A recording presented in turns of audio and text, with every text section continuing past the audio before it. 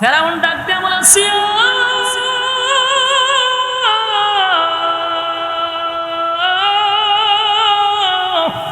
এত নির্যাতনের পরে কারো জবান দিয়া হাসি আসার কথা নয় গো। এত নির্যাতনের পরে তুই কেন হাসতেছস? আসিয়া তোর দোহাই লাগে, মৃত্যুর আগে সত্য কথাটা বল, কেন তুই হাসস? আসিয়া কয়, ফেরাউন রে, আমি মিথ্যা বলি না, আমি আমার চোখের সামনে আল্লাহর তৈরি জান্নাত দেখতেছি, আমারে জান্নাত ডাকতেছে, তাই আমি এই দৃশ্য দেখে নাজ নিয়ামত দেখে আনন্দে আর হাসি তামায়া রাখতে পারলাম না। আমার কখন দুনিয়ার থেকে বিদায় হব, আমার চোখ দিয়ে আমি জান্নাত দেখতেছিলাম। আসিয়ারে যখন ফেরাউন পাথর মারতে লাগলো, পাথর মারার আগেই আল্লাহ আসিয়ার জান কবজ করে ফেলছে, আসিয়ারে দুনিয়ার থেকে বিদায় করে দিছে। এবার ফেরাউন আসিয়ার মাথায় বড় আঘাত করল, আসিয়া জীবনটা দিয়া দিল, কিন্তু বিনিময়ে ঈমান দেয় নাই। সুবহানাল্লাহ। আমার যুবক ভাইরা, এই ঈমানের ক্ষেত্রে শব্দ আমিনু কামা আমানান নাস, ঈমান আনো তাদের মতো যারা ঈমান আনছে, জীবন দিয়া গেছে কিন্তু ঈমান দেয় নাই, ঈমান দেয় নাই। যুবক ভাইরা, যখনই আমি আপনি ঈমান আনবো, নিজের ঈমানদার দাবি করব, কসম খোদার আপনার উপরে পরীক্ষা আসবে, পরীক্ষা আসবে, এতে কোনো সন্দেহ নেই, কোনো সন্দেহ নাই। যার যেমন ঈমান তার তেমন পরীক্ষা। আল্লাহ বলেন, বান্দারে আমি অনেক রকম পরীক্ষা নিতে পারি, কাউরে গরিব বানাইয়া পরীক্ষা নিবে, কাউরে ধনী বানাইয়া পরীক্ষা নিবে, কাউরে আবার মুসিবত একটার পর একটা মুসিবত দিয়া আল্লাহ পরীক্ষা নিবে। যে হালতেই থাকবো, সর্বহালতে বলবো আলহামদুলিল্লাহ, আমি আমার মালিকের উপরে খুশি। মালিক পরীক্ষা নেয় গো, পরীক্ষা নেয়, পরীক্ষায় উত্তীর্ণ হইলে পরে আল্লাহ জান্নাত দিব, জান্নাত দিব। আল্লাহ বলে, ইন্নাল্লাযীনা আমানু ওয়া আমিলুস সালিহাতি কানাত লাহুম জান্নাতুল ফিরদাউসি নুজুলা। এই তোমরা যদি ঈমান আনো, নেক আমল করো, আমি আল্লাহ তোমাদেরকে ওয়াদা দিলাম জান্নাতুল ফিরদাউস গিফট করে দিব। আল্লাহ বলে, ঈমান আর আমল লইয়া যদি কবরে আসো, ওয়াদা দিলাম কানাত লাহুম জান্নাতুল ফিরদাউসি নুজুলা, জান্নাতের মধ্যে সর্বোচ্চ ভিআইপি জান্নাত হলো ফিরদাউস। জান্নাতুল ফিরদাউসের মেহমান বানাবে আল্লাহ নিজে ঘোষণা দিছে। যুবক ভাইরা, বিনিময়ে ঈমান থাকতে হবে। 13টা বছর আমার নবীর সাহাবী দূর করে এত নির্যাতন, এত নির্যাতন, নিপীড়ন শুরু হয়ে গেল। শুধু সাহাবায়ে কেরামদেরকে ঈমানের কারণে এত নির্যাতন করছে, বিষয়টা এমন না। আমার নবী সিজদায় গেছে রে, খানায়ে কাবার সামনে নবী সিজদায় গেছে, বেঈমানরা আমার নবীর উটের নারী বুড়ি নবীর পিছনে রাইখা দিছে, নবী সিজদার থেকে মাথা তুলতে পারে না, এত নির্যাতন সহ্য করলো। বেঈমানরা এবার সিদ্ধান্ত নিল আল্লাহর পয়গম্বরকে দুনিয়ার থেকে চিরবিদায় করে দিবে। আল্লাহ বলে, বন্ধু 40 বছর আপনি চুপ ছিলেন আমার ওয়ার্ডারে, 13 বছর একচাটিয়া নির্যাতন সহ্য করছেন আমার ওয়ার্ডারে। বন্ধু, এবার আমি আপনাকে অর্ডার দিলাম, আপনার বিটা মাটি সাইরা দূর, বহুদূর মদিনায় চলে যান। আমার যুবক ভাইরা, আল্লাহর অর্ডারে পয়গম্বর মক্কা ছেড়ে মদিনায় রওনা দিল রে। নিজের বিটা বাড়ি সাইরা কি কেউ যাইতো চায়? কথা কইনা দিয়ে আপনারা বিরক্ত হইতাছেন? সাইরা দিলে আমার ডাবল সুবিধা, খারাপ লাগতেছে, আওয়াজ না দিলে বুঝবো আপনারা বিরক্ত। নিজের বিটা বাড়ির থেকে যদি কোনো নেতা আপনারে ঘর থেকে বাহির করে দেয়, কষ্ট লাগবো নি? নিজের বিটা বাড়ি সাইরা কেউ যাইতে চায় না। আমার নবীরে যখন আল্লাহ বলছে, বন্ধু বিটা বাড়ি সাইরা সব কিছু ত্যাগ করে আপনি বহুদূর চলে যান, আমার নবী যায় মদিনার দিকে, পিছনে ফিরা খানায়ে কাবার দিকে তাকায়, নবীর মনটা যেন মক্কা ছেড়ে যেতে চায় না গো। পিছন ফিরে চায় আর নবী কান্দে।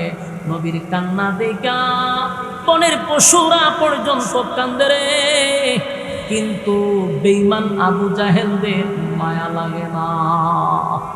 কথা কোন ঠিক নেই? আল্লাহ রাব্বুল আলামিন 13 বছরের যে কর্মসূচিটা রাসূলের ছিল, সম্পূর্ণটা ছিল একতরফা একচাটিয়া খালি নির্যাতন সহ্য করা। নির্যাতন শুধু সহ্য করছে, একতরফা মায়ের খাইছে। নেক্সট যে 10 বছর মানে মাদানী জিন্দেগি, এখানে কর্মসূচিটা মায়ের খাওয়ান না খালি মায়ের দেওয়ান, কথা হয় না? পরের 10 বছরে মায়ের খাওয়ান না মায়ের দেওয়ান। হ্যাঁ, এই জন্য আপনারা খুব বালা করে শুনতে, ইসলাম খালি মায়ের খায় এমনটা না, মায়ের দিতে হবে যখন দরকার। কর্মসূচি পাইলাম 3টা। আসুন আমরা ওই আলোচনায় যাব, কেন আল্লাহ সান্ত্বনা দিল, কি এমন করুণ ঘটনা ঘটছিল যেই ঘটনারে কেন্দ্র কইরা সূরাটা নাজিল কইরা সান্ত্বনা দিছে। দেখেন, যখন কালেমার দাওয়াত রাসূল মক্কাতে শুরু করলো, তখন সমস্ত মুশরিকরা, মূর্তি পূজারীরা নবীর বিরুদ্ধে দাঁড়িয়ে গেল। শুধু বিরোধিতা করছে এমনটা না, নির্যাতন শুরু করছে।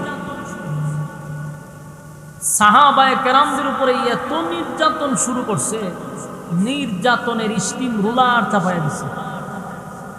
অপরাধ কি? কালেমা পড়ছে, একত্ববাদী খোদার উপরে ঈমান আনছে, শেষ নবীর উপরে ঈমান আনছে, আসমানি কিতাব কোরআনের উপরে ঈমান আনছে। এই অপরাধে সাহাবীদের উপরে শুরু হইল নির্যাতন। কি পরিমাণ! তখনকার যুগটা ছিল বর্বরের যুগ, জাহিলিয়তের যুগ। এদের নির্যাতনটাও বর্বরের মতো। এরা কোনো সাহাবীদেরকে ঈমান আনার কারণে জ্বলন্ত কয়লা, জ্বলন্ত কয়লা বুঝছেন নি? জ্বলন্ত কয়লার মধ্যে শোয়া দিছে। বুঝেন কেমন লাগবে? জ্বলন্ত কয়লাতে শোয়া দিছে ঈমান আনার অপরাধে। অন্য কোনো অপরাধ ছিল না, শুধুমাত্র ঈমান আনার অপরাধে তাদেরকে জ্বলন্ত কয়লায় শোয়াইছে। অন্য কোনো অপরাধ নাই। চুরি, ডাকাতি, বদমাশি, জেনা, বেবিচার, টেন্ডারবাজি, ছাদাবাজি, লুটপাট, এগুলার কোনো অপরাধ ছিল না। কথা কন, এরকম অপরাধ ছিল সাহাবীদের না? অপরাধ একটা ঈমান আনার কারণে। বাংলাদেশে যতগুলো আলেমদেরকে অতীতে হাতের মধ্যে বেরি লাগানো হয়েছে, পায়ে বেরি লাগানো হয়েছে, কোন আলেম দুর্নীতিতে জড়িত ছিল? একটা প্রমাণ দেন। হ্যাঁ, কথা কন না? বাংলাদেশের টেকনাফ থেকে তেতুলিয়া, রূপসার থেকে পাতুরিয়া, হাটা হাজারো হাজারো গ্রামে, ৬৮,০০০ গ্রাম বাংলায় যত উলামায়ে কেরাম আছে, বুকে হাত দিয়ে বলেন আপনার ইমাম সহ বাংলাদেশের কোন আলেমের বিরুদ্ধে কোনো দুর্নীতির মামলা আছে?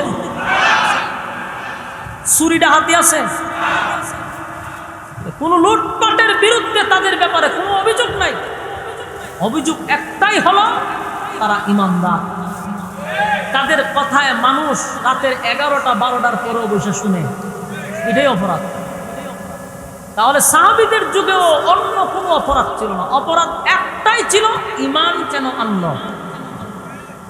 আজকেও দেখেন, আলেমদের কোনো অপরাধ অতীতও নাই, এখনো নাই। কোনো আলেম দুর্নীতির সাথে জড়িত না। কোনো আলেম দেশের টাকা বিদেশে পাচার করে নাই। কোনো আলেম মানুষের অধিকার নষ্ট করে নাই। কোনো আলেম কাউকে খুন করে নাই, গুম করে নাই, হত্যা করে নাই। এরপরও যত দোষ, মন্দ দোষ আলেমদের উপর। বাস্তব না বাস্তব? সন্ত্রাসী, চাঁদাবাজি, টেন্ডারবাজি, জুলুম নির্যাতন হয় কলেজ ভার্সিটিতে, আর জঙ্গি খুঁজে মাদ্রাসাতে। বাস্তব না বাস্তব? এই জন্য ওই যুগেও সিস্টেমটা একটু ব্যতিক্রম, কিন্তু একটা বিষয়কে কেন্দ্র করে তখনও নির্যাতন হইতো, এখনো নির্যাতন হয়। তো সাহাবায়ে কেরামদেরকে এমন ভাবে নির্যাতন শুরু করলো, কেউরে শুয়াইতেছে জ্বলন্ত কয়লা, কাউরে শুয়াইতেছে আবার মরুভূমির উত্তপ্ত গরম বালুর মধ্যে শোয়া দিছে, বুকের উপরে পাথর দিছে যেন লড়াচড়া না করতে পারে। আপনারা কি মনে করছেন বাংলাদেশের মরুভূমির বালু, সৌদি আরবের মরুভূমির বালু যারা গেছে হতে পারে? 1 কেজি চাউল ডাইলা দিলে সাথে সাথে মুড়ি হয়ে যায়, এত গরম। সেই বালুতে শুয়ায়া পাথর দিছে যেন লড়তে না পারে। অপরাধ কি? ঈমান। বহু সাহাবীদেরকে গলার মধ্যে রশি লাগায়া ঘোড়ার পায়ের সাথে টানছে। অপরাধ? ঈমান। আবার কোন সাহাবীদেরকে এক পা বাচ্চা এক বুড়ার সাথে, আর এক পা বাচ্চা আরেক বুড়ার সাথে, দুই বুড়া দুই দিকে ছেড়ে দিছে, মাঝখান দিয়ে একেবারে সিরা নিয়ে গেছে। অপরাধ ঈমান। কোন নারীকে, মহিলা সাহাবীদেরকে উলঙ্গ করে লজ্জাস্থানে বর্ষার আঘাতে দুনিয়া থেকে বিদায় করছে। অপরাধ ঈমান। সন্তানের সামনে মাকে উলঙ্গ করছে, অপরাধ ঈমান। এজন্য ভাই, ঈমান চুরের কাছ থেকে আমাদের হেফাজত করতে হবে আমার ঈমানকে। বাংলাদেশে যারা অর্থ চুরি করে, চুরি ডাহাতি করে, টেন্ডারবাজি সাদাবাজি করে, এর থেকে ভয়ঙ্কর হলো ঈমান চুর। এটা তো আমার সম্পদ নিছে, দুনিয়ার ক্ষতি হইছে, কিন্তু ঈমান চুরি করলে দুনিয়াও শেষ, পরকালও শেষ। এজন্য ঈমান চুরের ব্যাপারে আমার সবচেয়ে বেশি বক্তব্য, বারবার পাবলিককে সচেতন করার চেষ্টা করি, ঈমান চুরের কাছ থেকে সাবধান। আমার অর্থ হারিয়ে গেছে, আবার বেঁচে থাকলে অর্থ যোগান দিতে পারবো, ঈমান চলে গেলে ঈমান পাওয়া যাবে না। তাই যে কোনো জায়গায় ঈমান নষ্ট করতে যাবেন না। ঈমানের জন্য প্রয়োজনে জীবন দিব, কিন্তু ঈমানের ক্ষেত্রে বিন্দু পরিমাণ কোনো স্যাক্রিফাইস করব না। রাজি আছি ইনশাআল্লাহ? কারা কারা রাজি? হাত তুলে দেখায় দেন। লিল্লাহে তাকবীর। আওয়াজ দিতে আওয়াজ, আকাশ বাতাস যেন মুখরিত হয়। লিল্লাহে তাকবীর। আরো জোরে লিল্লাহে তাকবীর। রাজি আছি ইনশাআল্লাহ? কারা কারা আছেন সবাই? আল্লাহ সবাইকে মুনাজাত পর্যন্ত ধৈর্যের সাথে বসার তৌফিক দান করুন, আমিন। মুনাজাত পর্যন্ত আসিনি আমরা? সম্মানিত সুধী, এখন আসুন, যখন নির্যাতন শুরু হইল তখন সাহাবীরা এক পর্যায়ে আল্লাহর রাসূলের কাছে আসছে, আইসা বলল, হুজুর আর কত পারতেছি না, সহ্য করার মতো না, আপনি এখন আল্লাহর কাছে একটু বলেন আসমান থেকে যেন আল্লাহ সাহায্য পাঠায়, আসমান থেকে যেন সাহায্য পাঠায়। রাসূল বললেন সাহাবীদেরকে যে তোমরা যদি ধৈর্য ধারণ করতে পারো আর এই হালতে যদি শাহাদাত বরণ করো, আমি নবী ওয়াদা দিলাম জান্নাত ওয়াজিব। দেখেন কর্মসূচিগুলো খেয়াল করবেন। রাসূল তো তখনই করতে পারতো যে ঠিক আছে অতিরিক্ত মাইর খাইতেছি আমরা, আমরা অ্যাকশনে যাই। যদি তখন অ্যাকশনে যাইতো, ইসলাম কায়েম হইতো, তাহলে প্রত্যেকটা দাঁত আছে, যে কোনো সময় মাথা গরম হয়ে মার করা যাবে না। পরিস্থিতি আমার নিয়ন্ত্রণে আসলে আমি ব্যবস্থা নিব। এখনো যদি আমরা রক্ত গরম করি তাহলে আমরা হেরে যাব। রাসূলের এই মাক্কি জিন্দিগির থেকে আমাদের শিকার আছে। এক ছাটিয়া 13 বছর মাইর খাইল, কিন্তু অস্ত্র হাতে নেয় নাই। উল্টা সাহাবীদেরকে বলছে ধৈর্য ধরো। এই ধৈর্য ধরো বলতে বলতে বহু সাহাবী শাহাদাত বরণ করছে, কিন্তু রাসূল অস্ত্র হাতে নেয়নি। এক ছাটিয়া মারছে। আপনারা কি মনে করেন খালি সাহাবীরই মারছে, নবীরে মারে নাই? আহা, যেই নবীর শরীরে মশা মাছি ভুলেও বসতো না, কোনোদিন বসে নাই, সেই নবীর শরীরে অসংখ্য পাথরের আঘাত ছিল, শুধু মূর্তি পূজারীদের পাথরের আঘাত। তাহলে আমার নবীও মায়ের দিকে বাদ পড়ে নাই, মারছে। শুধু এতটুক না, রাসূল সেজদায় গেলে তারা রাসূলের উপরে নারী বুড়ি উঠে তুলে রাখতো, যেন সেজদার থেকে মাথা তুলতে না পারে। নাউযুবিল্লাহ। এজন্য আল্লাহ বলেন আমিনু কামা আমানান নাস, আমিনু কামা আমানান নাস। রব্বে কারীম বলেন ঈমান আনো তাদের মতো। কথা বুঝতেছেন? তারা কারা? সাহাবী। ভাই শীষ দিতেছে, শীষ বন্ধ করো। এখনো শীষ দেয়, হালকা শীষ দিতেছে, বন্ধ করো। আমিনু কামা আমানান নাস, তোমরা ঈমান আনো তাদের মতো। তারা কারা? সাহাবায়ে কেরাম। এই আল্লাহ রাব্বুল আলামিন কোরআনে কারীমে কেন তাদেরকে ইঙ্গিত করলো? তাদেরকে ইঙ্গিত করার একটাই মাত্র কারণ, তারা ঈমানের পরীক্ষায় ফার্স্ট ডিভিশনে পাস করছে। কথা হয় না? এই ঈমানের পরীক্ষায় তারা পাস করছে রে। তাদের উপরে ঈমানের পরীক্ষা চলছিল। প্রত্যেকটা সাহাবায়ে কেরাম ঈমানের পরীক্ষায় পাস করছে। বুঝছেন কি অবস্থা? এই যেন কথা বলতে এটারে উড়ানি এনতিকা পিছনে দাঁড়া বয়ে বয়ে কথা বলে। মনোযোগ দেন আল্লাহর রাস্তে ভাই, কথা বললে তো আমার মন যাবে। আমিনু কামা আমানান নাস, ঈমান আনো তাদের মতো যারা ঈমানের পরীক্ষায় উত্তীর্ণ হয়েছে। এখানে আমিনু আমানান আমিনু কামা আমানান নাসের ব্যাখ্যা আরো হতে পারে, যেমন ঈমানের পরীক্ষা সাহাবায়ে কেরাম ছাড়াও দিছে। ওই যে সূরা কাহাফের মধ্যে 7 জন যুবকও কিন্তু ঈমানের পরীক্ষায় তারা উত্তীর্ণ হয়েছে। আমিনু কামা আমানান নাস এর ব্যাখ্যা এটাও হতে পারে। এমনকি ফেরাউনের স্ত্রী আসিয়া ঈমানের পরীক্ষা দিছিল, ঈমানের পরীক্ষায় পাস হয়েছে। আমিনু কামা আমানান নাস এর ব্যাখ্যা এটাও হতে পারে। তাদের মতো বলতে ফেরাউনের বউ হইতে পারে। এই আসহাবে কাহাফের 7 জন যুবক হতে পারে। এই জন্য আল্লাহ বলেন তাদের মতো ঈমান আনো। সাহাবায়ে কেরামদের কথাও হতে পারে, সুমাইয়া রাদিয়াল্লাহু তাআলা আনহার কথা হতে পারে, ফেরাউনের বউ আসিয়ার কথাও হতে পারে। কারণ আসিয়াও কিন্তু ঈমানের পরীক্ষা দিয়েছে। সুবহানাল্লাহ। পৃথিবীতে 4 জন মহিলা আছে, শ্রেষ্ঠ মহিলা 4 জন। এর মধ্যে ফেরাউনের বউ হইয়া ওই 4 জনের তালিকায় উনিও আছে।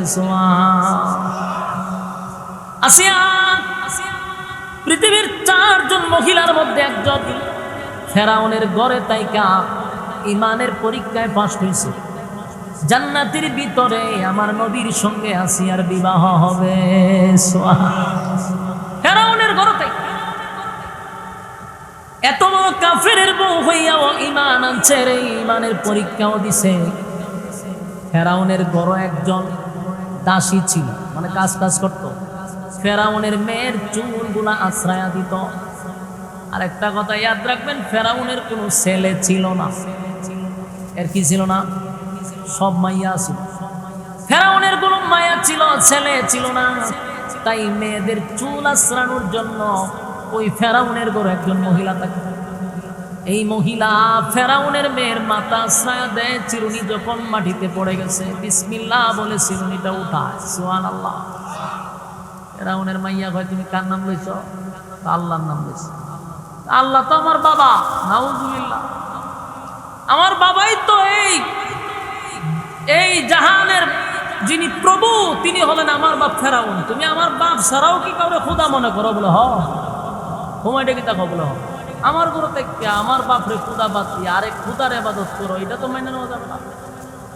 তখন এই মহিলা বললো, আমি যারে খোদা মানি এটা তোর বাপেরও খোদা, তোরও খোদা। তোর বাপ তুই একটা বাটপারি, হে তোলা দান্দাবাজ, এ নিজেরে খুদা দাবি করছে। এ কি আসলেই খুদা? এ যদি খুদাই হইতো তাহলে এর নাক যে একটা উষা প্লাস্টিক মার্কা, এ খুদা হইলে আগে খুদা নিজের টাক নাক এনে ঠিক করবো। এর নাক তো ঠিক না, নাক বড় আসিল ফেরাউন। তোর বাপের নাক ঠিক করে না কা? ফেরাউন না মাইয়ার মাইন্ডে লাগছে, ইগুতে লাগছে, দৌড়াইয়া গেছে বাপের কাছে গিয়ে, বাবা ঘটনা তো করছে। বলে কি? বলে আপনি ছাড়াও দিয়ে আরেকজন খুদা আছে। বলে দেখি তা বলে নিউজ পাইলে কোথার থেকে? বলে আমার গরুই তো যারা দিছেন আমার খেদমত করতো। হে আপনারা খুদা মানি না, আপনারা হুদাটা আপনি বলে বাটপার। তখন বললো ঘটনা কি? বলো হ ঘটনা সত্যি। তাহলে তারা নিয়ে ওই মহিলারা দূরে লইয়েছে। আমার মাইয়া যা হয়েছে এটা কি সত্য? বলে এটা তো পুরা সত্য। আমি যারে খোদা মানি তিনি আসমান জমিনের মালিক, যিনি সব কিছু সৃষ্টি করছেন, যিনি কারো কাছ থেকে জন্ম নেয় নাই, কাউরে জন্ম দেয় নাই, উনি এক অদ্বিতীয়। আমি সেই রবের গোলামি করি, তার মতো নিকৃষ্ট ফেরাউনের গোলামি আমি করি না। ফেরাউন রে মহিলা বুঝুসনি এর পরিণাম কি? লক্ষণ কিন্তু খুব খারাপ হইব। বলুন যারা ইমানদার এরা কি জালেমের জুলুম ভয় পা? কথা কয় না? বাংলাদেশে 16টা বছর জালেমে জুলুম করছে আলেমদের সাথে, এরপরও কি উলামায়ে কেরামদের কণ্ঠ বন্ধ করা সম্ভব হয়েছে? এরপর আলেমদের কণ্ঠ নিস্তব্ধ করতে পারে নাই। একের পর এক আলেমদেরকে রিমান্ডে নেওয়া হয়েছে, আয়না করে নেওয়া হয়েছে, কিন্তু তার শিষ্যরা সব উলামায়ে কেরাম জবান বন্ধ করে নাই, চালিয়ে গেছে ফেজিস্টের বিরুদ্ধে।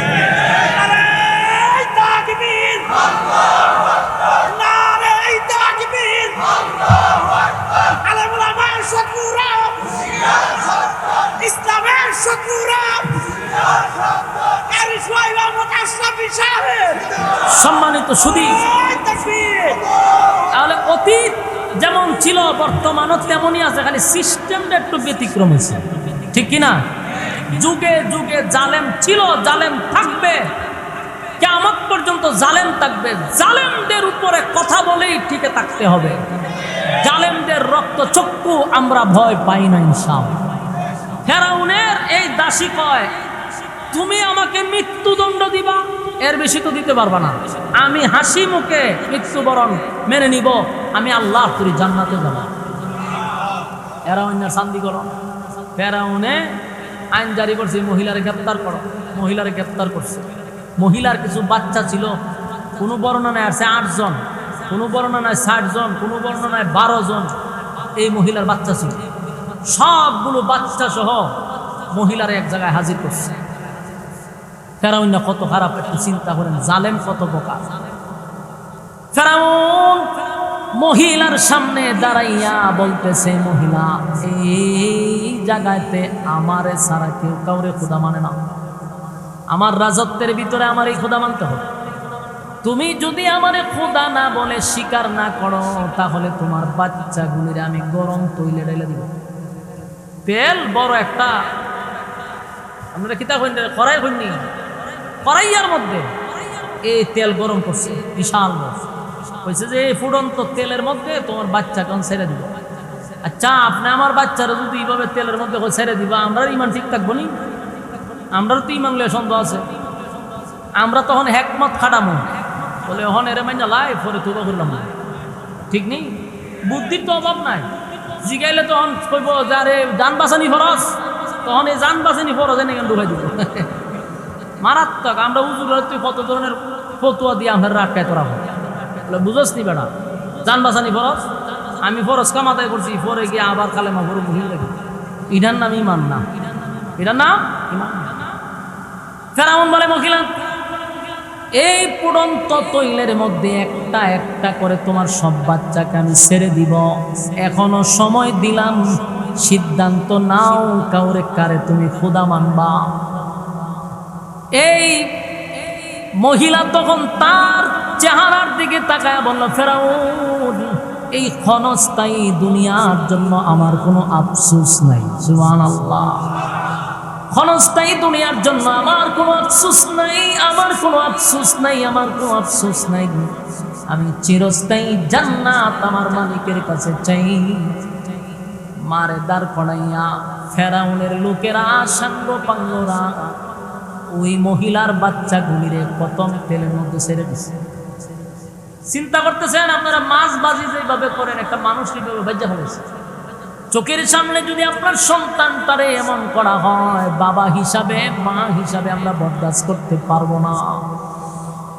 কলিজার টুকরা সন্তানগুলিকে ফেরাউন গরম তৈলের মধ্যে ছেড়ে দিল। এই দৃশ্য দেখে কোনো মা টিকতে পারবে না, কোনো মা সহ্য করতে পারবে না। মা চিৎকার দিয়ে বলেন, মালিক,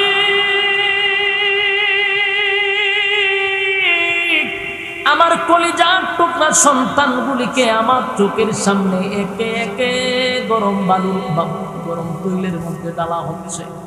আল্লাহ, আমি মা হিসাবে আমার জানটা ছটফট ছটফট করতেছে, কিন্তু আমার এটা বিশ্বাস আর কি, মালিক, আমার সন্তানের বিনিময়ে হলেও আমার ঈমানের হেফাজত করো, আমি যেন শেষ পর্যন্ত তোমার উপরে ঈমান আনতে পারি। আল্লাহ, পরিস্থিতির উপরে যেন আমাকে আপনি অটল রাখবেন। একে একে সবগুলা বাচ্চারে যখন তৈলের মধ্যে ছেড়ে দিছে, মহিলা একটা মিনিটের জন্য সন্তানের জন্য চিন্তা করে নাই, ভাবেও নাই।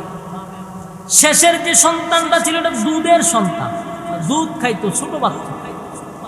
এই বাচ্চাটাকে ফেরাউন টান দিয়া নিয়া বলে, মাসিতা বল, কালেমা ছাড়বি না আমারে খোদা হিসাবে মানবি, কোনটা করবি, সিদ্ধান্ত কি?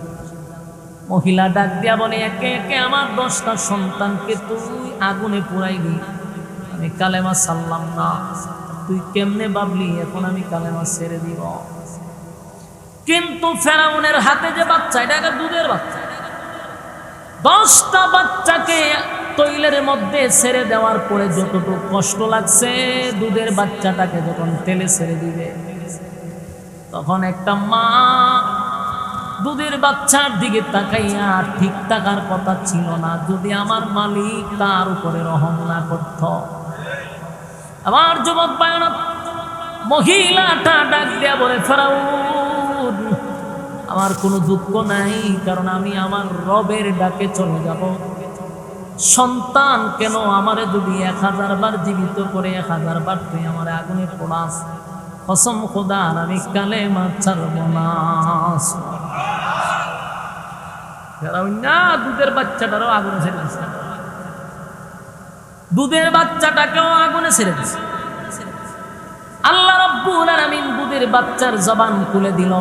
বাচ্চাটা ডাক দিয়ে বলে, মাগো ফেরাউনের দুখায় তুমি পড়বা না, সাবধান মা, আগুনে জাপ দাও, আল্লাহর তৈরি জান্নাত তোমার জন্য রেডি। সুবহানাল্লাহ। মহিলা মুস্কি মুস্কি হাসে। ফেরাউন ডাক দিয়া বলে, এই মহিলা, এতগুলা হৃদয় বিদারক ঘটনা একে একে সব বাচ্চাগুলাকে আমি আগুন দিয়া জ্বালায়া দিলাম, মা হিসাবে তোর কোনো মায়া নাই, আবার মুস্কি মুস্কি হাসতেছস, আমার কাছে আশ্চর্য লাগলো, ঘটনাটা কি? ওই মহিলা বলেন, তুই আমার বাচ্চাগুলাকে তুই আগুনে পোড়ায়া দিছস, আমার বাচ্চা আমার ইশারা দিছে আমি যেন দেরি না করি, তাড়াতাড়ি চলে যাই। জোরে কোন সুবহানাল্লাহ। এবার ফেরাউন ওই মহিলাকেও আগুনে ছেড়ে দিবে।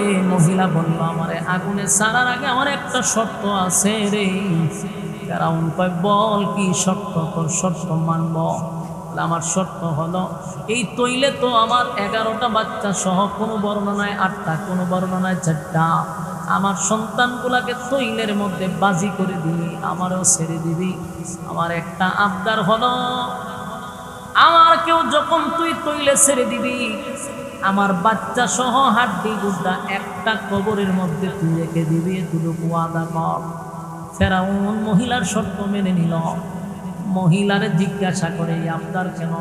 বলে, কিয়ামতের কঠিন ময়দানে ইসরাফিল আলাইহিস সালাতু ওয়াস সালামের 3য় সিংহায় যখন ফুঁক দেওয়া হবে, প্রত্যেকটা মানুষের ভিতরে আল্লাহ আবার রূহটা দিবে। মানুষগুলা কাদা মাটির নিচ থেকে আবার ওইখানে দাফন করা হয়েছে, সে সেখান থেকে ওইটা দাঁড়াবে। কারো মৃত্যু যদি সাগরের একেবারে তলদেশে হয়, সেখান থেকে সে উঠটা দাঁড়াবে। পাহাড়ের উঁচু টিলায় যদি মৃত্যু হয়, সেখান থেকে উঠটা দাঁড়াবে। এ ফেরাউন, কিয়ামতের কঠিন ময়দানে আমি যেন আমার সন্তানগুলাকে নিয়া একটা কবর থেকে ওইটা আল্লাহর সামনে দাঁড়াইতে পারি, আমার মালিকের সামনে যেন আমি উপস্থাপন করতে পারি, মালিক জীবনে কিছু করতে পারি নাই, তোমার ঈমান রক্ষার জন্য আমার বাচ্চা সহ ফেরাউনের নির্যাতনে আমরা শাহাদাত বরণ করছি, একই কবর থেকে উল্টা যেন দাঁড়াইতে পারি। ফেরাউন তার এই শর্তগুলা মানছে, এরপরেও এই মহিলা তৈলে জাপ দিছে, ঈমানটা দেয় নাই। জোরে জোরে কোন আল্লাহু আকবার। একটা জবান বন্ধ রাখবেন না, জোরে কোন আল্লাহু আকবার। এই ঈমানের আওয়াজ দিয়ে বলেন আল্লাহু আকবার। এদের ঈমান কারে কয় গো? ঈমান কারে কয়? ঈমান কারে কয়? ঈমান কারে কয়? আল্লাহ কয়, আমিনু কামা আমানান নাস। তোমরা ঈমান আনো তাদের মতো, তাদের মতো। তারা কারা? হয় আসিয়া হতে পারে, আর না হয় সুমাইয়া হতে পারে, সাহাবায়ে কেরাম হতে পারে, আসহাবে কাহাফের 7 জন যুবক হতে পারে। আমার যুবক ভাইরা, ঈমান আনার কারণে একের পর এক নির্যাতন হয়েছে, ঈমানের পরীক্ষায় ফার্স্ট ডিভিশনে পাস হয়েছে। এবার ফেরাউন ঘরের ভিতরে গিয়া দেখে, ফেরাউনের দাসীরে তো ঈমান না আনার কারণে, ফেরাউনকে খোদা না মানার কারণে মৃত্যুদণ্ড দিল। ঘরের ভিতরে গিয়া দেখে আসিয়া ও ফেরাউনকে খোদা মানে না। এবার ফেরাউন বলে, আসিয়া তুমিও কি ওই মহিলার রবকে রব মানা? বলে, হ্যাঁ, আমি তো বহু আগ থেকেই তোরে খোদা মানি না, তুই খোদা হওয়ার কোনো যোগ্যতা তোর মধ্যে নাই, কারণ যিনি খোদা হবে তার কোনো মরণ আছে, সে কারো কাছ থেকে কি জন্ম নেয়? সে কি কাউকে জন্ম দেয়? তাহলে এই ফেরাউন, তুই জন্ম নিছস, জন্ম দিছস, তোর জন্ম আছে, মৃত্যু আছে, তুই কিসের খোদা? তোরে কি কমপক্ষে আমি খোদা মানতে পারি না? সুবহানাল্লাহ। বাদশার বউ হইয়া কয় তোরে খোদা মানি না, কারণ যিনি খোদা হবে তার মৃত্যু নাই, জন্ম নাই, তোর মরণও আছে, জন্ম আছে। আল্লাহু লা ইলাহা ইল্লা হুয়াল হাইয়ুল কাইয়্যুম লা তাখুযুহু সিনাতুন ওয়ালা নাওম। আল্লাহ বলেন আমার যেমন জন্ম নাই, আমার মৃত্যুও নাই, এমনকি আল্লাহ বলেন লা তাখুযুহু সিনাতু ওয়ালা নাওম, আমার ঘুম নাই, আমার তন্দ্রাও নাই। জোরে কোন সুবহান। ফেরাউনের বউ আসিয়া বলেন আমি তোরে খোদা মানি না, খোদা মানি না, তুই খোদা হওয়ার কোনো যোগ্যতা নাই। ফেরাউন দৌড়াইয়া হামানের কাছে গেছে। ফেরাউনের একটা বন্ধু আছেন হামাইন্না, এই যত পরামর্শ নিত হামাইন্নার কাছ থেকে নিত। বন্ধু হামাইন্নারে গিয়া কয় দোস্ত রে, আগুন তো লাগছে আমার ঘরের ভিতরে, এতদিন বাহিরের আগুন লিবাইছি, এখন আমার ঘরও আগুন লাগছে, বল বন্ধু এখন আগুন লিবাই কেমনে? কয় ঘটনা কি? বলে ঘটনা হইলে আমার খুদা মানে না আমার বউ, খুদার বউ খুদি হই এখন খুদা মানে না। আমি তো খুদা, আমার খুদি আমারে খুদা মানে না, আগুন তো লাগছে ঘর, এখন এটা লিবাইতাম কেমন? ভাই এক কাজ কর, আসিয়ারে শাস্তি দে। ওই হামাইন্না বুদ্ধি দিছে। বন্ধুর কথায় আবার ফেরাউন শুনতো। হামানার ফেরাউনের বহু বড় একটা গল্প আছে, এই গল্প বলে সারা রাজ্যে দেবা, এই দিলে আমি আর গেলাম না। দুইটা খুব মারাত্মক বন্ধু, একটা আরেকটা ছাড়া বুঝে না। এখন হামাইন্না এখন দুষ্ট বউরে একটা শাস্তি দে। কি শাস্তি দিব বলে আমি দেখাই দিই। এবার হামান কত বড় নিকৃষ্ট, বাদশার বউ হইল আসিয়া, ফেরাউন্নার বউ মানে হামান্নার বন্ধুর বউ। এবার আমাদের বুদ্ধি দে, তোর বউরে মানুষের সামনে উলঙ্গ কর। নাউজুবিল্লাহ। আসিয়া সাধারণ কোন মহিলা নয়, পৃথিবীর 4 জন মহিলার মধ্যে অন্যতম হলো বিবি আসিয়া। ঈমানের কারণে আসিয়ার উপরে পরীক্ষা শুরু হয়ে গেল। এবার আসিয়াকে মানুষের সামনে ফেরাউন উলঙ্গ করার চেষ্টা করল। আসিয়া চোখ দিয়া পানি ছেড়ে দিছে, আর আসমানের দিকে তাকায় বলে মালিক, সবচেয়ে নিরাপদের জায়গা হলো একটা মহিলার জন্য তার স্বামী। আল্লাহ, আমার নিজের স্বামী আজকে মানুষের সামনে আমার ইজ্জত নষ্ট করতেছে। আল্লাহ, আমি এটা বরদাস্ত করতে পারলাম না। আমার এই মানুষের সামনে আমার স্বামী উলঙ্গ করে দিচ্ছে। ফেরাউন হামাইন্নার কথা শুই না আসিয়ারে উলঙ্গ করে দিল। এরপরও বারবার ফেরাউন কয় বউ ভালো করে কও, আমার খোদা মানুষ নিব না, মানি না।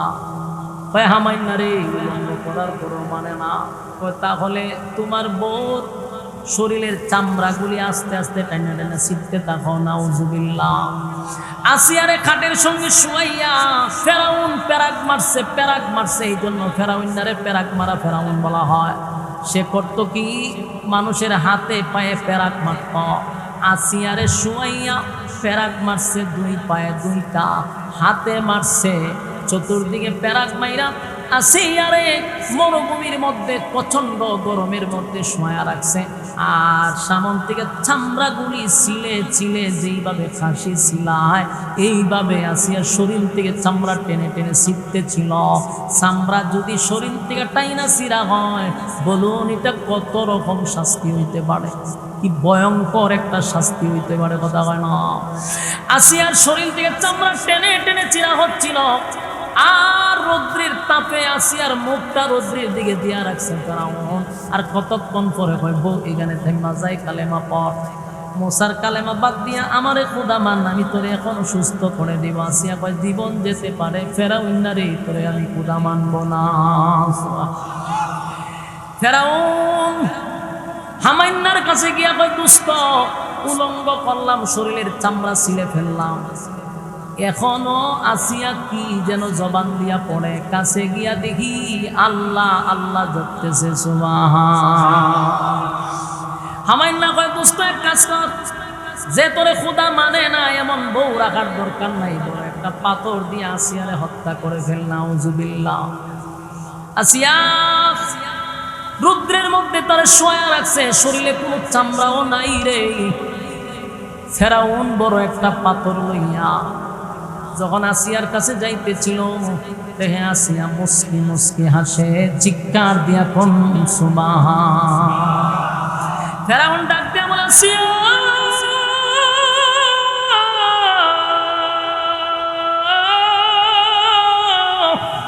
এত নির্যাতনের পরে কারো জবান দিয়া হাসি আসার কথা নয় গো, এত নির্যাতনের পরে তুই কেন হাসতেছস? আসিয়া তোর দোহাই লাগে, মৃত্যুর আগে সত্য কথাটা বল, কেন তুই হাসস? আসিয়া কয়, ফেরাউন রে, আমি মিথ্যা বলি না, আমি আমার চোখের সামনে আল্লাহর তৈরি জান্নাত দেখতেছি, আমারে জান্নাত ডাকতেছে, তাই আমি এই দৃশ্য দেখে নাজ নিয়ামত দেখে আনন্দে আর হাসি তামায়া রাখতে পারলাম না। আমার কখন দুনিয়ার থেকে বিদায় হব, আমার চোখ দিয়ে আমি জান্নাত দেখতেছিলাম। আসিয়ারে যখন ফেরাউন পাথর মারতে লাগলো, পাথর মারার আগে আল্লাহ আসিয়ার জান কবজ করে ফেলছে, আসিয়ারে দুনিয়ার থেকে বিদায় করে দিছে। এবার ফেরাউন আসিয়ার মাথায় বড় আঘাত করল, আসিয়া জীবনটা দিয়া দিল, কিন্তু বিনিময়ে ঈমান দেয় নাই। সুবহানাল্লাহ। আমার যুবক ভাইরা, এই ঈমানের ক্ষেত্রে শব্দ আমিনু কামা আমানান নাস, ঈমান আনো তাদের মতো যারা ঈমান আনছে, জীবন দিয়া গেছে কিন্তু ঈমান দেয় নাই, ঈমান দেয় নাই। যুবক ভাইরা, যখনই আমি আপনি ঈমান আনবো, নিজের ঈমানদার দাবি করব, কসম খোদার আপনার উপরে পরীক্ষা আসবে, পরীক্ষা আসবে, এতে কোনো সন্দেহ নেই, কোনো সন্দেহ নাই। যার যেমন ঈমান তার তেমন পরীক্ষা। আল্লাহ বলেন, বান্দারে আমি অনেক রকম পরীক্ষা নিতে পারি, কাউরে গরিব বানাইয়া পরীক্ষা নিবে, কাউরে ধনী বানাইয়া পরীক্ষা নিবে, কাউরে আবার মুসিবত একটার পর একটা মুসিবত দিয়া আল্লাহ পরীক্ষা নিবে। যে হালতেই থাকবো সর্বহালতে বলবো আলহামদুলিল্লাহ, আমি আমার মালিকের উপরে খুশি। মালিক পরীক্ষা নেয় গো, পরীক্ষা নেয়, পরীক্ষায় উত্তীর্ণ হইলে পরে আল্লাহ জান্নাত দিব, জান্নাত দিব। আল্লাহ বলে, ইন্নাল্লাযীনা আমানু ওয়া আমিলুস সালিহাতি কানাত লাহুম জান্নাতুল ফিরদাউসি নুজুলা। এই তোমরা যদি ঈমান আনো, নেক আমল করো, আমি আল্লাহ তোমাদেরকে ওয়াদা দিলাম জান্নাতুল ফিরদাউস গিফট করে দিব। আল্লাহ বলে, ঈমান আর আমল লইয়া যদি কবরে আসো, ওয়াদা দিলাম কানাত লাহুম জান্নাতুল ফিরদাউসি নুজুলা, জান্নাতের মধ্যে সর্বোচ্চ ভিআইপি জান্নাত হলো ফেরদাউস। জান্নাতুল ফিরদাউসের মেহমান বানাবে আল্লাহ নিজে ঘোষণা দিছে। যুবক ভাইয়েরা, বিনিময়ে ঈমান থাকতে হবে। 13টা বছর আমার নবীর সাহাবী দূর করে এত নির্যাতন, এত নির্যাতন, নিপীড়ন শুরু হয়ে গেল। শুধু সাহাবায়ে কেরামদেরকে ঈমানের কারণে এত নির্যাতন করছে, বিষয়টা এমন না। আমার নবী সেজদায় গেছে রে, খানায়ে কাবার সামনে নবী সেজদায় গেছে। বেঈমানরা আমার নবীর উটের নারী বুড়ি নবীর পিছনে রাইখা দিছে, নবী সেজদার থেকে মাথা তুলতে পারে না, এত নির্যাতন সহ্য করলো। বেঈমানরা এবার সিদ্ধান্ত নিল আল্লাহর পয়গম্বরকে দুনিয়ার থেকে চিরবিদায় করে দিবে। আল্লাহ বলে, বন্ধু 40 বছর আপনি চুপ ছিলেন আমার ওয়ার্ডারে, 13 বছর একচাটিয়া নির্যাতন সহ্য করছেন আমার ওয়ার্ডারে। বন্ধু, এবার আমি আপনাকে অর্ডার দিলাম, আপনার বিটা মাটি সাইরা দূর, বহুদূর মদিনায় চলে যান। আমার যুবক ভাইরা, আল্লাহর অর্ডারে পয়গম্বর মক্কা ছেড়ে মদিনায় রওনা দিল রে। নিজের বিটা বাড়ি সাইরা কি কেউ যাইতো চায়? কথা শুনে দিয়ে আপনারা বিরক্ত হইতেছেন। সাইরা দিলে আমার ডাবল সুবিধা, খারাপ লাগতেছে, আওয়াজ না দিলে বুঝবো আপনারা বিরক্ত। নিজের বিটা বাড়ির থেকে যদি কোনো নেতা আপনার ঘর থেকে বাহির করে দেয়, কষ্ট লাগবো নি? নিজের বিটা বাড়ি সাইরা কেউ যাইতে চায় না।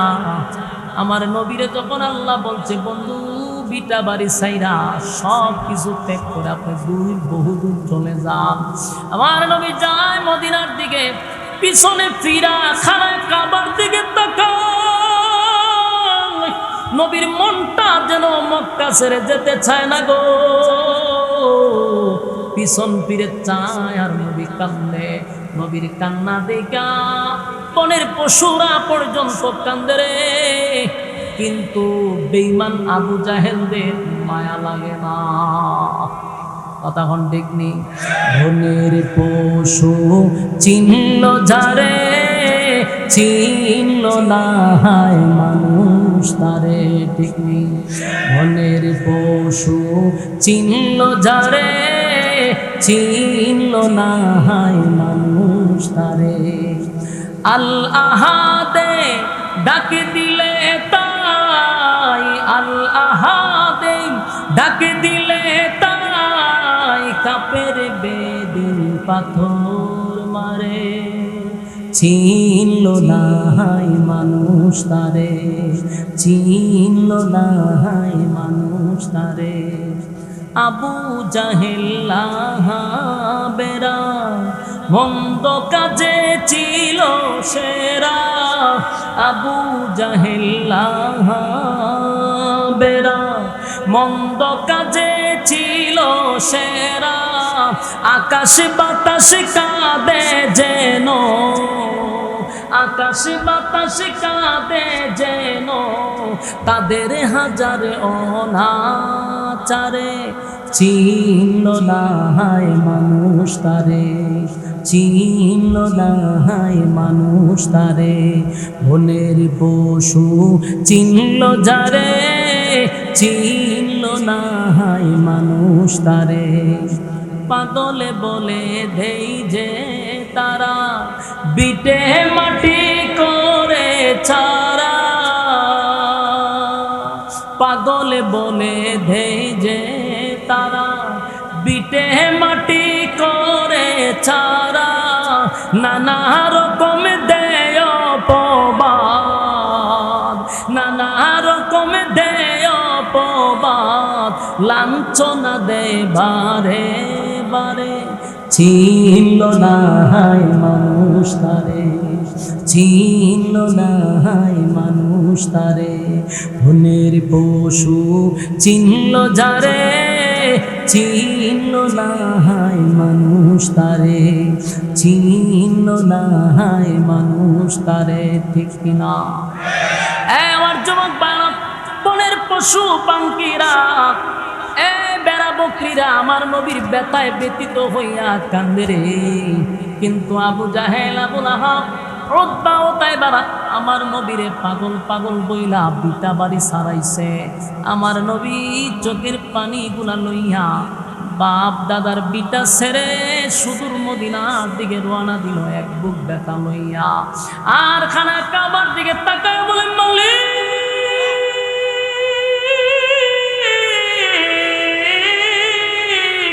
আমার মনটা চায় না গো, খানা কাবা রেখে আমি দূর মদিনায় চলে যাই, আমার মনটা চায় না। এই যে খানা কাবা, আল্লাহর নবী বলেন কাবারে তোরে সাইরা যাইতে আমার মনটা চায় না। নবী কান্দে। আল্লাহর নবী মদিনায় যখন পৌঁছে গেল, মদিনায় যাওয়ার পরে একটা বছর যখন মদিনায় হয়ে গেল, তখন আবু জাহিল্লা মক্কা থেকে সিদ্ধান্ত নিল, মুহাম্মদ মদিনায় গেছে, যদি তার দল বড় হয়ে যায়, যদি আবার দল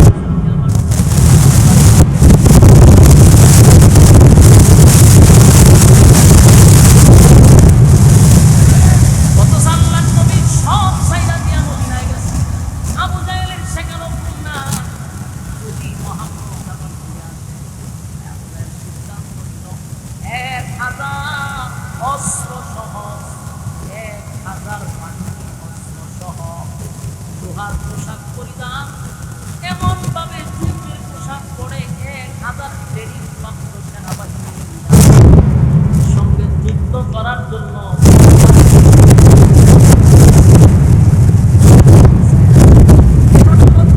নির্যাতন করলি 13টা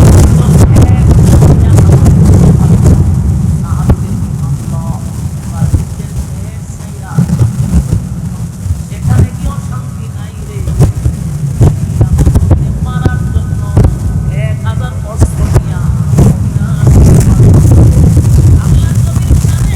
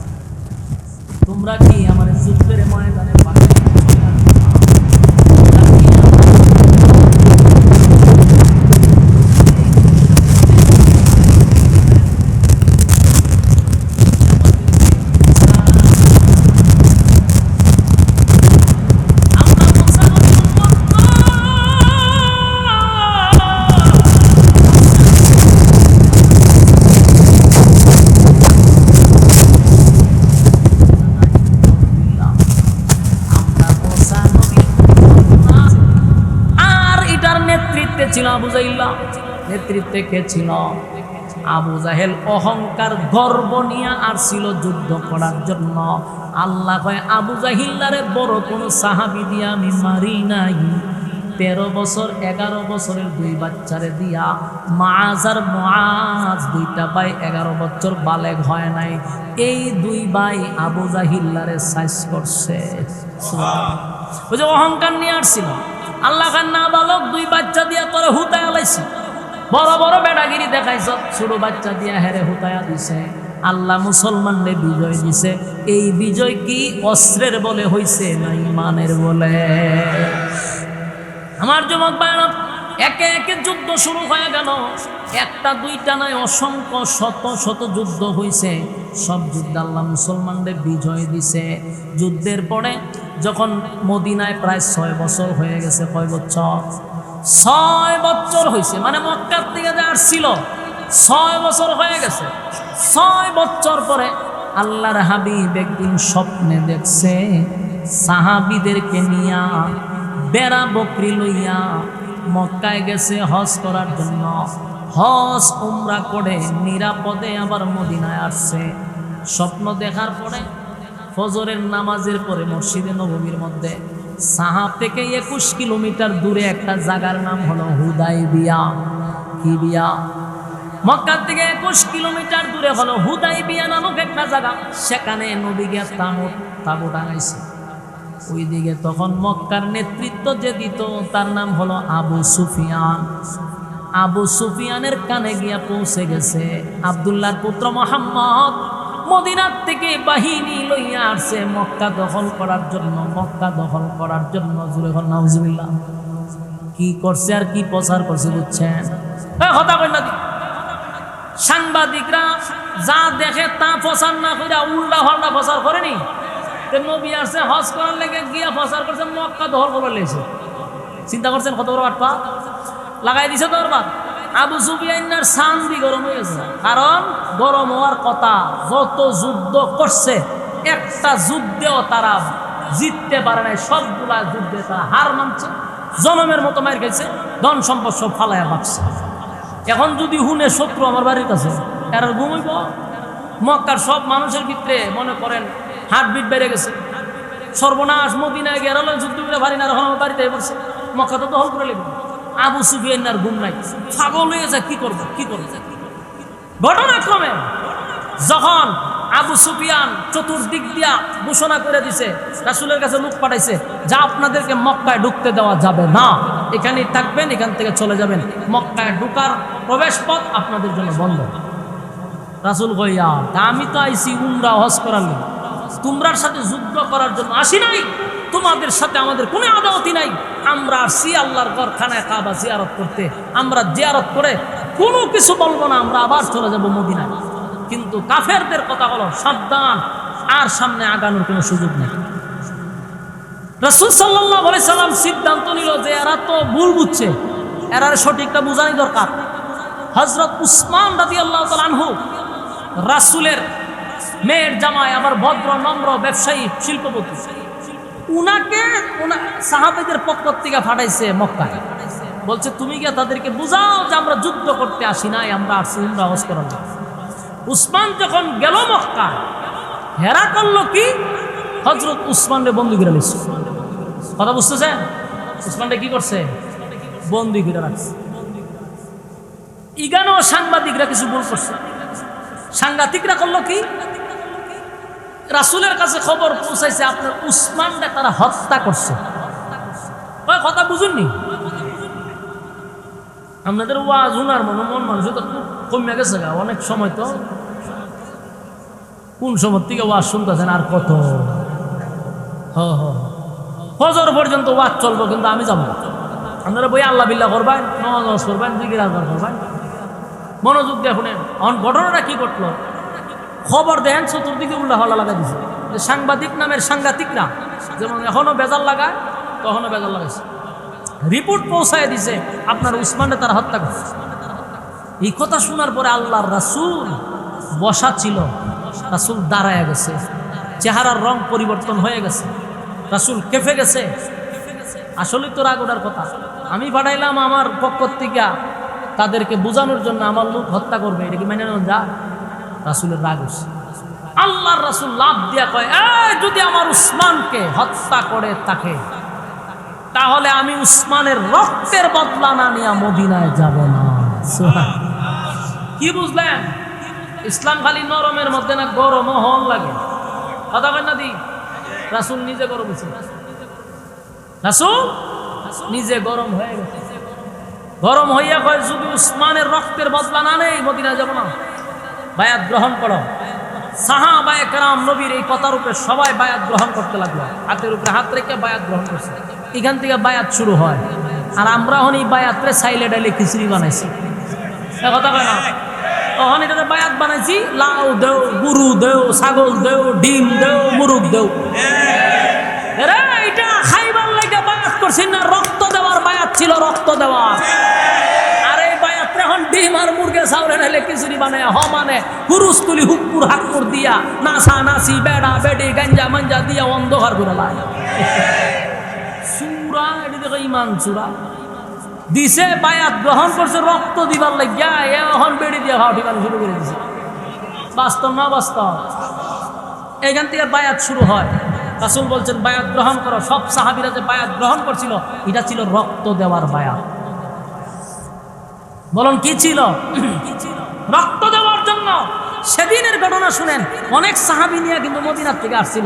যখন রাসূল বলছে বায়াত গ্রহণ করো, এই সাহাবীদের মধ্যে কিছু মুনাফিক ছিল। এরা যখন দেখছে সব না যুদ্ধ চেবুগা, আমরা তো ইসলাম এখানে বেড়াবুকি খাইবার লেগা, উমরা হজ করুম, গরুম একটু আনন্দ ফুর্তি করুম, আর বেড়াবুকি দিয়ে খাইলাম। ওহন দিহি কই কেন যুদ্ধই বলতে আমরা নাই। এখন এই যে সাহাবীদের মধ্যে মুনাফিক ছিল, এটা বেরিয়ে গেছে না। এরা হুজুর আমার পেটে বেদনা করে, তে হুজুর আমার আমা সইছে, তে হুজুর আমার মাথা ঘুরায়, তে হুজুর আমার জানে কিতা কিতা করেন ভিতরে। রাসূল কয় সব না, বায়াতের কথা শোনার পরে তোরা কিতা কিতা করে? বলে হ কিতা কিতা করে। কিতা কিতা করলে আর যুদ্ধ যাও না কেন? যা। আল্লাহ খবর পাঠাইছে যে এটি মুনাফিক, এটি মুসলমানের বেশ দুইরা আইসিন খাসি খাইতো, খাসি খাই পেলে আইসিন।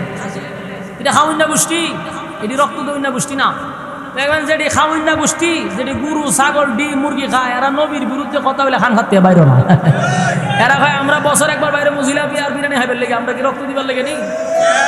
বাস্তব না বাস্তব? এটিরে কোনো আন্দোলন আমরা জীবনে পাইতাম না। এই 16 বছরের ভিতরে একটারে দুইটা কোনোদিন জেলা নিতে দেখছে? কেড়ে নিত? এরা তো ইতানো নাই। এরার কথা হলো বাবা আমরা খান খাত মুরগ আর ডিম আর মুরগ আইলি চলছে। আমরা গাউয়া ব্যাঙ্গের মতো ফেটটা বানাইতেছি, অসুবিধা নেই। দুর্নীতি শীর্ষস্থানীয় যারা আছে এর সাথে সম্পর্ক ছিল, কথা বুঝতেন? সব বড় বড় মাগুর মাছের সাথে এরা সম্পর্ক, কিন্তু এরা কোনো সময় সরকারের নজরে পড়ে নাই। তো এই যুগেও এরকম মুনাফিক ছিল। এরা লেবাস সুরতে বুঝাইতো আল্লাহওয়ালা, কিন্তু ভিতরে হুদ্দা শয়তানি, হুদ্দা শয়তানি। বাস্তব না বাস্তব? হুদ্দা শয়তান। তখন ঘটনা হইল কি, রাসূল বায়াত গ্রহণ করছে, যুদ্ধের জন্য প্রস্তুতি নিবে।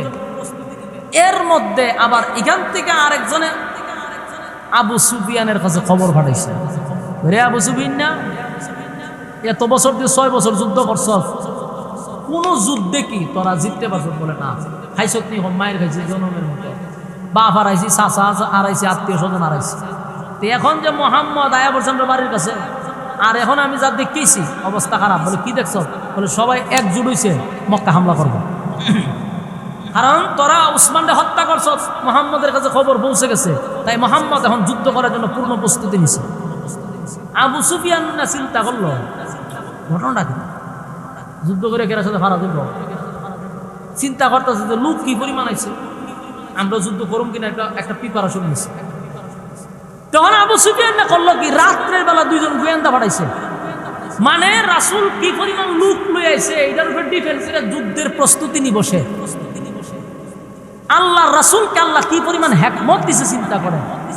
রাত্রের বেলা সাহাবীরা রান্না করার জন্য রাসূলকে বলছে, হুজুর রান্না তো করবো, চুলা কয়টা লাগবে? রাসূল কয় মিনিমাম 200-250 চুলা বসায় দাও।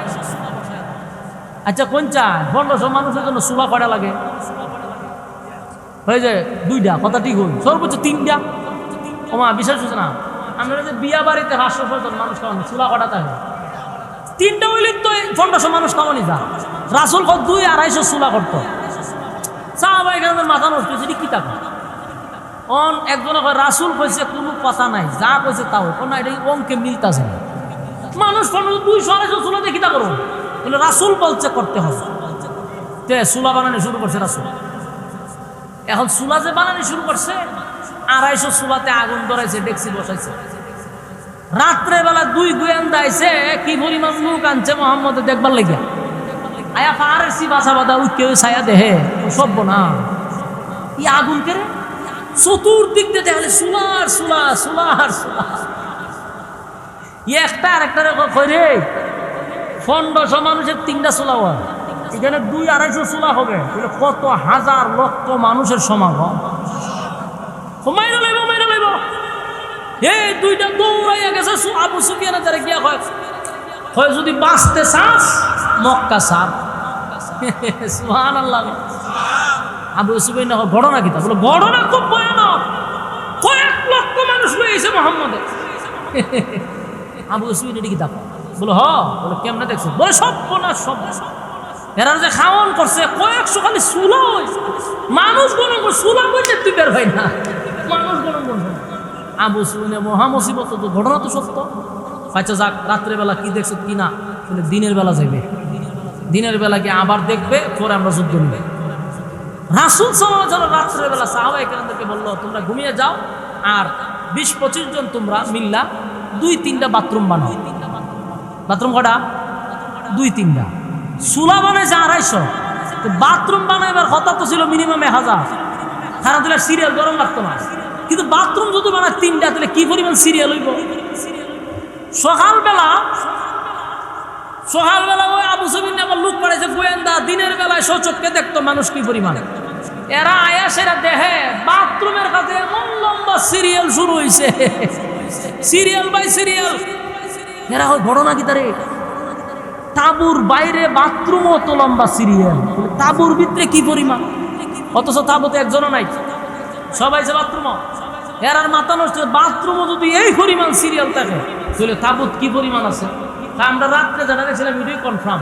আবার আবু সুফিয়ান না পাঠাইছে দিনের বেলায়, তাড়াতাড়ি দৌড়তে গিয়ে আবু সুফিয়ান কই, বেটা রাত্রে যা দেখছিলাম ভালোই দেখছিলাম, এখন যা দেখছি রাত্রের থেকে লোক বেশি লাগতেছে। ঘটনা কি তা বলে, ঘটনা খুব মারাত্মক। বলে কি দেখছো, বলে দূর বেটা তাবুরটা তো গুনছি না, বাথরুমের সিরিয়াল না বের হয় না। এটা ছিল আমার নবীর হিকমত। সুবহানাল্লাহ। অল্প মানুষ লই আইছে, যদি এরা জানতো 1500 তাহলে যুদ্ধ শুরু হইতো গা, কিন্তু আল্লাহ কম মানুষ দিয়ে এমন প্রচার করছে যে যুদ্ধ করলে পুরো মক্কা লয়ে যাবো গা। আবু সুফিয়ান হতে কি করতে, যুদ্ধ তো করেন যেত না এর সাথে, যেই পরিমাণ মানুষ যুদ্ধবাদ দিয়া তাড়াতাড়ি উসমানটা ছেড়ে দিছে। কথা বুঝতেছেন? উসমান রাদিয়াল্লাহু তাআলা ছেড়ে দিছে। উসমান রাদিয়াল্লাহু তাআলা আনহু যখন রাসূলের সামনে হাজির হয়েছে, আল্লাহ রাসূল সব বনাস, আমি তো ভুল নিউজ শুনলাম তোমার হত্যা করছে। ওখানে আমার হত্যা করে নাই। রাসূল চিন্তা করলো যে হত্যা যেহেতু করে নাই, আমরা তো যুদ্ধ করার লেগে আসি নাই, আমরা যুদ্ধ করব না, আমরা শান্তিপূর্ণভাবে আমরা মক্কায় ঢুকবো, জিয়ারত করে চলে যাব। এর মধ্যে আবু সুফিয়ানের যত নেতা আছে, পার্লামেন্টের যত সদস্য আছে, সব লইয়া হাজির। কথা বুঝতেছে? রাসূলের সামনে হাজির হয়ে সেটা বলতেছে, আপনারা কেন আসছেন? আল্লাহ রাসূল বললেন যে আমরা আসছি হজ উমরা করার জন্য। তখন আবু সুফিয়ান বলল, আপনারা হজ উমরা করতে দিতে পারি, শর্ত আছে। কি আছে? যদি শর্ত মানেন তাহলে আমরা আপনাকে মক্কায় ঢুকতে দিব। আল্লাহ রাসূল বলল যে মক্কায় হজ উমরা করার জন্য শর্ত লাগলে শর্ত মানতে রাজি। এবার বলল ঠিক আছে, একটা সন্ধি হোক, সন্ধি হয়ে যান, তাহলে আমরা এখানে সবকিছু বলে রাখবো, এই শর্ত সাপেক্ষে আমরা সামনে আগাবো। রাসূলের পক্ষ থেকে কয়েকজন আর আবু সুফিয়ানের পক্ষ থেকে কয়েকজন, তারা বলল যে এই সন্ধি চুক্তিটা কাগজে কলমে হতে হবে। পৃথিবীর ইতিহাসে সন্ধি চুক্তি প্রথম কাগজে কলমে শুরু হয়। আর এটার লেখক যিনি ছিলেন, আপনার এলাকাতে কুইজ প্রতিযোগিতা তো মনে হয় নাই, বিভিন্ন প্রশ্ন আসতে পারে, হুদায়বিয়ার সন্ধির লেখক কে ছিল, লিখে দিবেন। হযরত আলী রাদিয়াল্লাহু তাআলা। এর লেখক কে ছিল? হযরত আলী ছিল তখনকার এই সন্ধি চুক্তির লেখক। আল্লাহর রাসূল বলেন, আলী তুমি লেখো। তো এরার 5 জনের নেতার নাম লেখছে, আর রাসূলের পক্ষ থেকে 5 জনের নেতার নাম লিখবে, তারপরে শক্তি। তখন এরা আগে চুক্তিটা কি শুনেন। প্রথম নম্বর শর্ত হইল, মক্কার থেকে কোনো মানুষ যদি মদিনায় যায় আপনারা ফিরাইয়া দিতে বাধ্য। রাসূল বলছে ফিরাইয়া দিতে বাধ্য। রাসূল বললেন মেনে নিলাম। 2 নম্বর শর্ত হইল আপনাদের মধ্যে আমাদের মধ্যে ব্যবসা বাণিজ্য সব চলবে, কোনো যুদ্ধ বিগ্রহ হবে না 10 বছর। 10 বছর কোনো যুদ্ধ বিগ্রহ চলবে না। রাসূল বলল মেনে নিলাম। এরপরে বলল আপনারা এই বছর হজ উমরা করতে পারবেন না। চিন্তা করছে এতক্ষণ কি তলে দরবার হইল, অহন কয় হজ উমরা করতে দিত না। এই বছর আপনারা করতে পারবেন না। যদি হজ উমরা করতে হয় আগামী বছর আইসা হজ উমরা করবেন, কিন্তু শর্ত কোনো অস্ত্র হাতে আনতে পারবেন না। এটা নিয়ম হইল যেই জামানায় রাত্রের বেলায় মানুষ বাথরুমে গেল একটা অস্ত্র রাখুন লাগছে সাথে। রাতের বেলায় যদি অন্ধকারে বাপ আর সন্তানে লেগে যেত মায়ের সারা রাত তরবারি বাড়ি তো সবাই লেগে দেখো বাপের প্রতি মায়ের লাগছে। কথা বুঝতেছে? এটা এমন জামানা ছিল, মানে একটা মানুষের কাছে সবসময় তার নিজের দেহ রক্ষা করার জন্য একটা অস্ত্র থাকতো। ওই জামানায় এরা কয় কোনো অস্ত্র আনতে পারবেন না। তার মানে একচাটিয়া একতরফা এরা শর্তগুলা দিতেছে যেগুলো অযৌক্তিক। রাসূলি অযৌক্তিক শর্তগুলা মেনে নিছে। একটার পর একটা জন মানা শুরু করছে, সাহাবীদের আর ধৈর্য নাই। এরা বললো যে আল্লাহর রাসূল কেন এদের অযৌক্তিক শর্তগুলা একের পর এক মেনে নিচ্ছে, আমরা খালি অর্ডার দেব একটার গর্দান আমি রাখবো।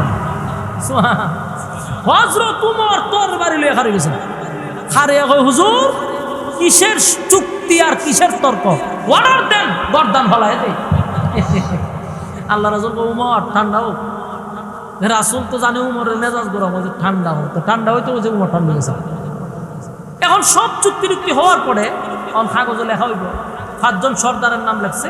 প্রথম আমাদের 5 জনের মধ্যে রাসূল সাল্লাল্লাহু আলাইহি ওয়াসাল্লাম নাম লেখছে আব্দুল্লাহর পুত্র মুহাম্মদুর রাসূলুল্লাহ সাল্লাল্লাহু আলাইহি ওয়াসাল্লাম।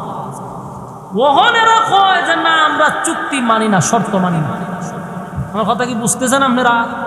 কত বড় গাড়তেরা! তোরা এক সাইডটা শর্ত দিলি, তখন লেখালেখি হয়েছে আমরা মানি না। তুই জিগায় মানুষ লাগে রে, হয় তোমরা রাসূলুল্লাহ শব্দ লেখলা কেন? আব্দুল্লাহর পুত্র মুহাম্মদ লিখতে পারবা, রাসূলুল্লাহ লিখতে পারবা না। নাউজুবিল্লাহ কি বাড়ি গিয়ে কইবে? চিন্তা করে রাসূলুল্লাহ লেখন দিত।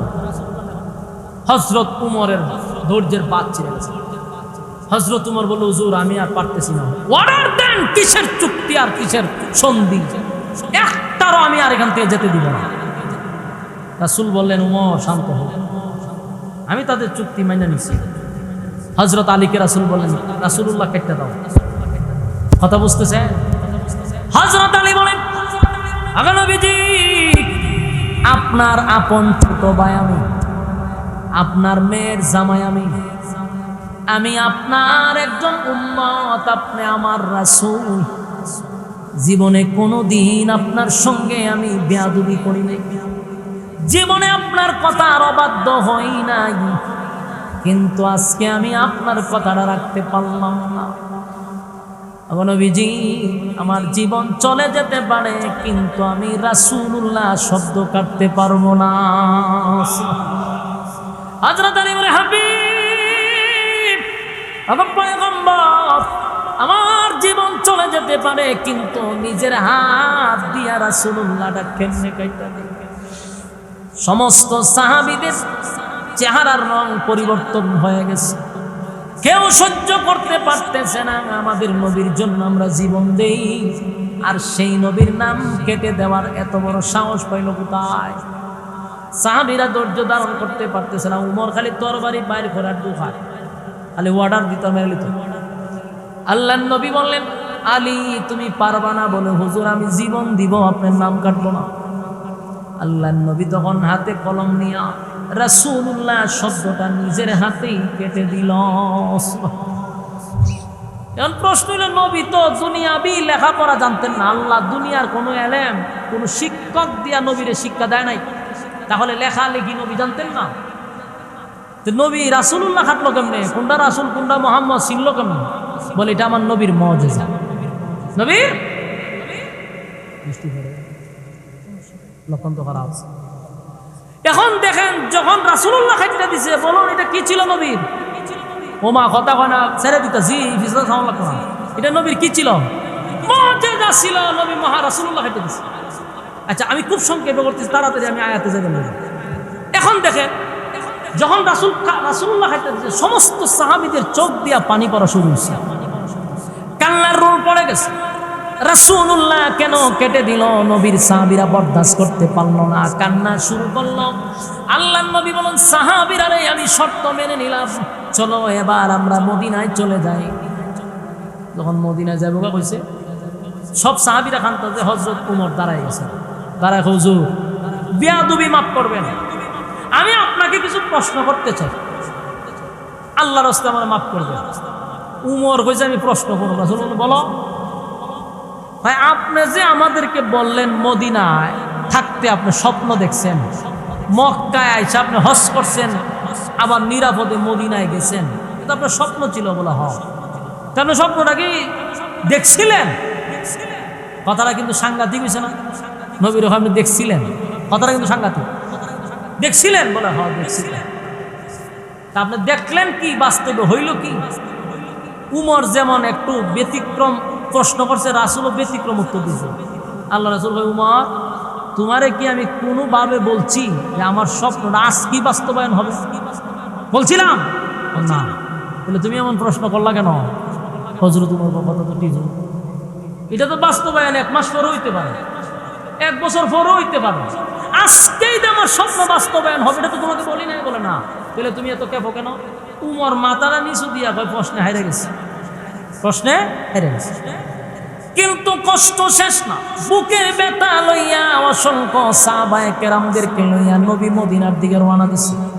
প্রত্যেকটা সাহাবীদের কলিজায় আঘাত আঘাত আঘাত, ব্যথায় কষ্টে চোখের পানি ঝরতেছে। যেই মাত্র মদিনার ধার প্রান্তে গেছে, বলুন তো দেখি প্রত্যেকটা সাহাবীদের মনের খবর জানে কে? আরো জোরে আল্লাহ। প্রত্যেকটা সাহাবীদের কলিজায় কি ব্যথা, নবীর সাহাবীদের কলিজায় একটাই ব্যথা, এটা হলো রাসূলুল্লাহটা কেন কেটে দিল। নবী বারবার বুঝাইছে সাহাবীরা রে আমি কি 10 বছরের রাসূল? কথা কয় না। নবী কয় আমি কি 10 বছরের রাসূল? বলে না। তাহলে 10 বছরের কাগজে রাসূলুল্লাহ থাকলেই কি আর না থাকলেই কি? থাকলেই কি না থাকলেই কি? কিন্তু সাহাবীদের মনে কষ্ট রাসূল কাটলো না। যেই মাত্র মদিনার দ্বার প্রান্তে গেছে, আল্লাহ রাব্বুল আলামিন সাহাবীদের মনের কষ্ট দূর করার জন্য সূরা ফাতাহের শেষ অংশটুকু তখন নাজিল করে জানায়া দেয় মুহাম্মাদুর রাসূলুল্লাহ। চিৎকার দিয়ে বলুন সুবহানাল্লাহ। মুহাম্মাদুর রাসূলুল্লাহ ওয়াল্লাযীনা মাআহু আশিদ্দাউ আলাল কুফফারি রুহামাউ বাইনাহুম তারাহুম রুকআন সুজদা। এই আয়াত আল্লাহ সর্বপ্রথম নাজিল করে মুহাম্মাদুর রাসূলুল্লাহ। আল্লাহ বলেন বন্ধু আপনার সাহাবীদের মনের মধ্যে একটা কষ্ট হলো, 10 বছরের কাগজের মধ্যে রাসূলুল্লাহ থাকার কারণে তাদের মনে কষ্ট। আমি আল্লাহ চিরস্থায়ী কোরআনের মধ্যে কিয়ামত পর্যন্ত রাসূলুল্লাহ শব্দ বসায়া দিলাম। 10 বছরের কাগজে রাসূলুল্লাহ নাম থাকার কারণে মনের মধ্যে যে কষ্ট ছিল, আমি কোরআনে রাসূলুল্লাহ শব্দ বসায়া দিলাম। এটা কিয়ামত পর্যন্ত রাসূল শব্দ থাকবে। সুবহান। বলুন সাহাবীরা খুশি না বেজার? এবার খুশি হয়ে গেল।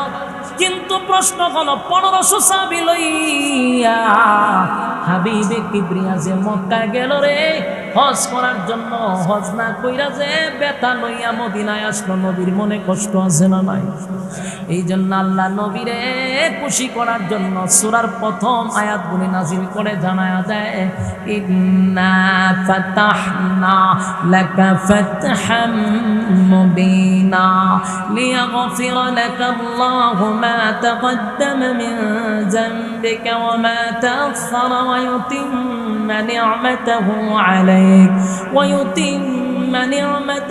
আলাইক ويهديك صراطا مستقيما وينصرك الله نصرا عزيزا هو الذي أنزل السكينة في قلوب المؤمنين ليزدادوا إيمانا مع إيمانهم ولله جنود السماوات والأرض ওয়া কানা আল্লাহু আলিমান হাকীমা। নাজিল হয়ে রাসূলকে আল্লাহ খুশি করে বললেন, আপনাকে আমি প্রকাশ্যে বিজয় দান করলাম। সুবহান। একটা তাকবীর দেন, লিল্লাহি তাকবীর। হাত তুলেন, হাত তুলেন, হাত তুলেন। আগামী বছর এই মাহফিলটা হয়তো কারা কারা চান হাত তুলেন, বলেন এই মাহফিলটা প্রত্যেক বছর হইতো নি? আগামী বছর মাহফিল হইতো কিনা? যদি বৃষ্টি না থাকতো, আবহাওয়া যদি আমাদের নিয়ন্ত্রণে থাকতো, তাহলে আরো মানুষের সমাগম